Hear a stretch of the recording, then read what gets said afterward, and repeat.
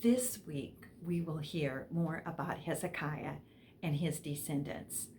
You have succeeded in learning about the kings of Israel and Judah, and some about the exile from the Assyrians and the Babylonians. If you gain just a little more understanding every time you read the Bible, it will become clearer each time. We have 6 more chapters in 2 Kings.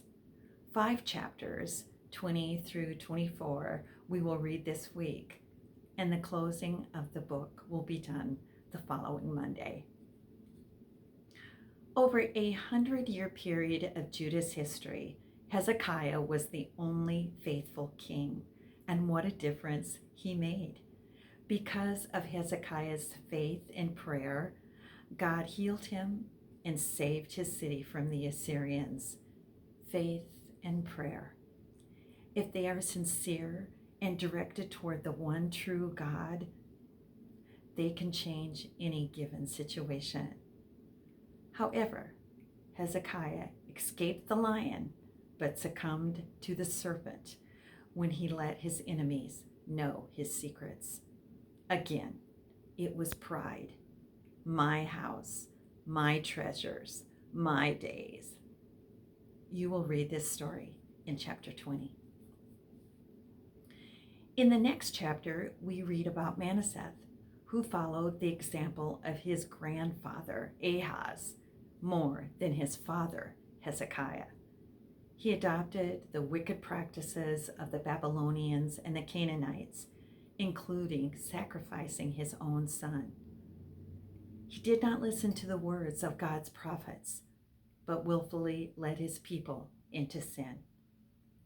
Is it God's way to test his people when he permits evil men to rule?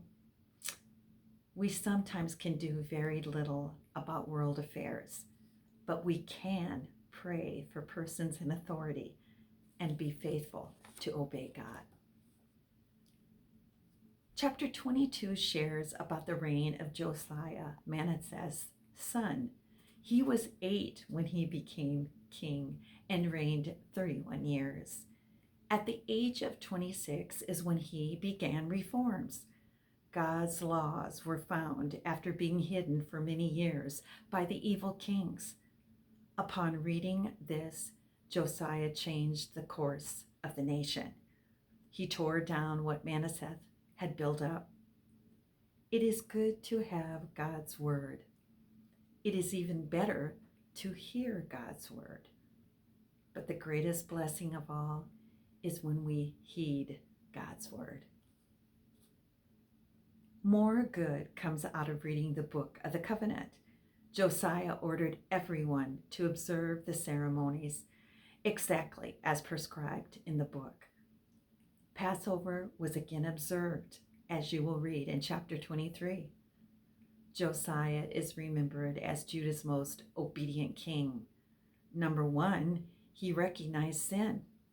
Number 2, he eliminated sinful practices.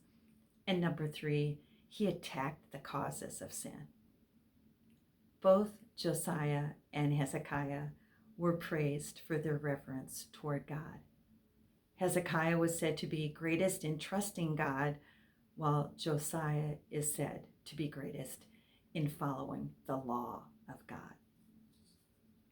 We end the week with Babylon becoming the new world power after the overthrowing of Assyria and the defeat of Egypt.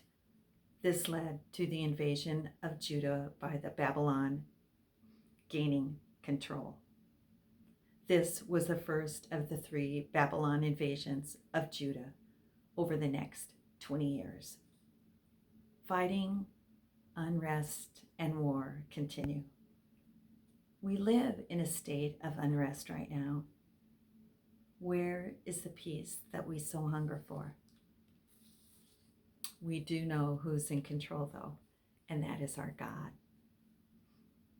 Be sure and check in next week, because you remember, Biblical Shakers will make reading the Bible way more enjoyable for you. And I just pray that the Lord will put a hunger on your heart.